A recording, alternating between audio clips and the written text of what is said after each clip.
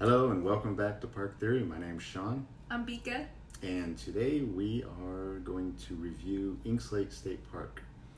I finished the Inks Lake series without doing a review, so I figured I might go ahead and do that. Yes, Inks Lake, I've been going to Inks Lake since since I was about 5 years old, maybe. I've been going to Inks Lake ever since I started dating you. Okay. So for the past 13 years. Yes. All right.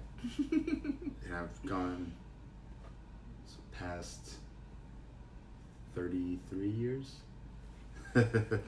So it's probably my favorite spot in the world. It is one of my favorite spots, and I'm not usually an outdoors person, but going to Inks Lake and exploring Inks Lake and actually camping there actually made me like the outdoors a lot more. Mainly because they actually have built up the area for people like me who like trying to get them into camping and into being in the outdoors. So good job. And as long as I've been going there, I never went hiking on any of their trails except we get to Devil's Waterhole. Yeah, That's that's a the nice only place. thing.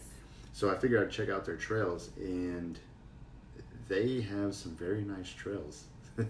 So I think going down here, let's see, the Pecan Flats Trail, that started out as my favorite, but I think the Woodland Trail took it over. The Woodland Trail, it's a nice distance, only a little over 2 miles, but some of the scenery is very nice. Very. I like the scenery a lot more on the Woodland than the Pecan Flats, or even on some of the other trails. Although I guess it's not really fair, because some of the trails are the scenery is starting to just come back after that fire. The fire took out, I believe, the Pecan Flats Trail. Yeah. And most of the connecting trails, so most of this area here.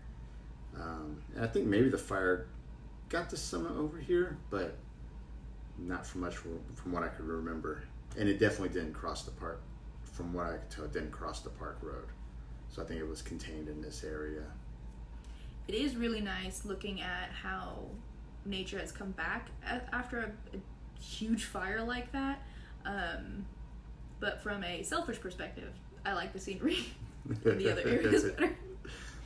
And the Devil's Waterhole hike, I guess I've done it so many times I don't even think about it, but it's actually very nice as well. The Valley Spring Creek Trail, it's pretty simple. Nothing too that stands out to me on that one. Devil's Backbone Nature Trail will lead you up to, I believe, the Bird Blind. The bird blind is nice. Say that 10 times fast. The Bird Blind is nice. The Bird Blind is nice. The Bird Blind is nice. The Bird Blind is nice. Hold on. I can do this. The bird blind is nice. Shut up. Moving on. You keep Okay. The bird blind is nice. The bird blind is nice. The bird blind is nice. The bird blind is nice. I'm not starting over. So let's see.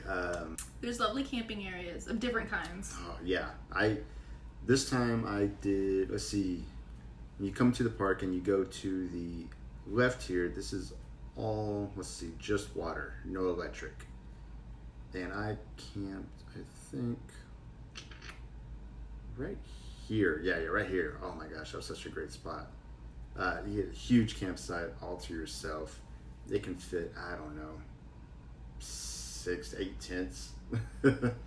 You're just meeting my tent, and you have your own water, access to water right there. So if you have a kayak, you just bring it on and slip it into the water.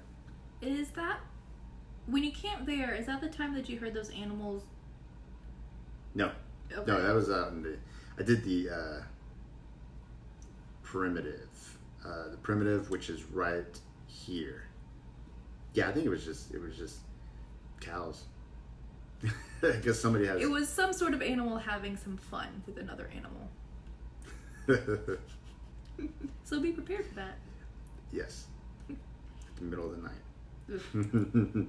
But yeah, your primitive camping is going to be right along this area here. So if you just go for primitive, over here you can easily take the connecting trail to get back, and then just hike on back to where you park your vehicle. I think a lot of the animals are used to having a lot of people around, so if you do camp and you have food, make sure you either keep it in your car or you have something heavy on top of it, because we have had raccoons go into our camping box or our cooler and take our raisin bread. I was really pissed off because I really wanted that raisin bread in the morning for breakfast. But they also took our whatchamacallit? The cooler ice thingies. Yeah, our ice block. The ice block, and it was one of those gel ones where it had like the individual packet so you can wrap it around things to keep it cool. Yeah, they had bit into it, and so the two little pockets were lacking in gel because the raccoon decided it wanted to try and eat something. Damn raccoon. So yeah, make sure you have appropriate animal-proof containers for your foods. Yeah, when camping down in this spot here, because this water island right here, I had a lot of deer come around there, and cats, and tarantulas. Ugh, no. Go around there. No. But you have a fishing pier out in this way, and another fishing pier off here. I think those are the only two fishing piers, but I believe you can fish off anywhere. They just redid the boat ramp. That was finally open when I went last. And where's the store? Store's going to be right here. Okay. It's a nicely stocked store, so if you have forgotten anything from lighter fluid, a starter log, to eggs, bacon, bread. Yeah, man, just get ice cream. Yeah, ice cream. I'm there for the ice cream. That's it. Mm-hmm. It's a very well stocked store. It is. Let's see. Going on the lake is nice too.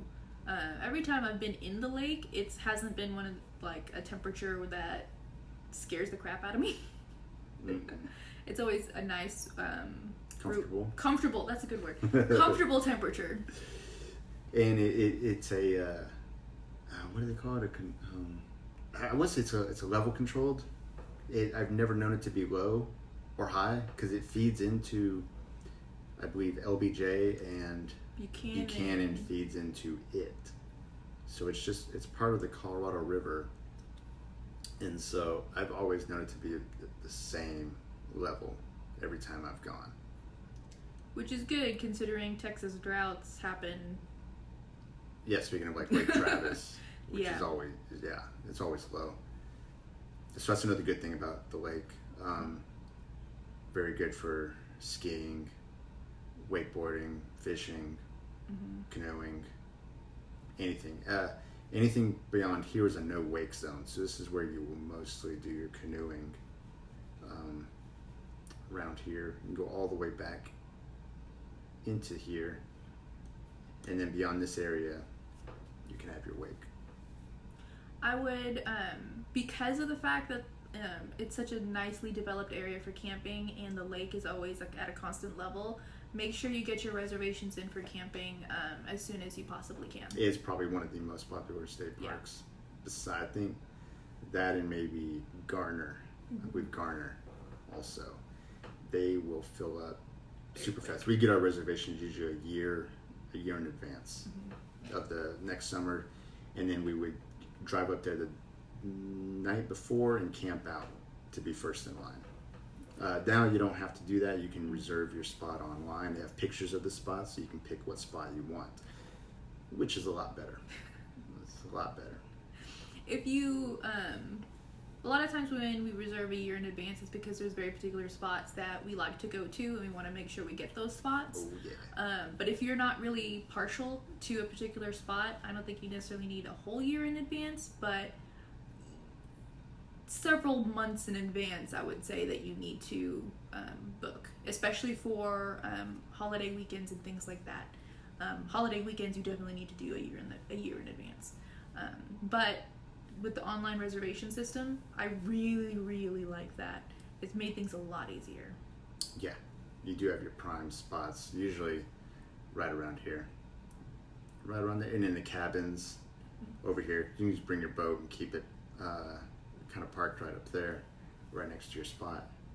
The cabins, I believe, have AC units. I haven't stayed in a cabin since they redid them. The old ones never had AC units, but I believe the new ones do, along with bunk beds, 2 bunk beds. When did I stay in them? Before they redid them? After. I did it after. I believe after, yeah. They were pretty nice. Yeah. I think I just camped out. I just slept outside, which is super nice anyway. And I can't speak to the men's bathrooms, but the women's bathrooms are very nice. Especially in the area where the cabins are. They have obviously it's a park bathroom, so there's going to be some insects and leaves and dirt everywhere. But they actually have pretty nice showers, handicap accessible and all that fun stuff. It's a lot better than I would have expected, and that's coming from someone who had never camped before. Yeah, because it's such a popular park, they definitely cater to the people here. They've redone the bathrooms, the showers. They've always been nice. They just kind of keep getting better and better. Mm-hmm. So if you're one of the few people in Texas who hasn't visited Inks Lake, I highly recommend you do it. Like I said, it's my favorite place, and I will continue going there forever and ever. So this will conclude our review of Inks Lake State Park. I hope you enjoyed, and if you like what we do, please consider subscribing. Thank you very much, and bye. Bye.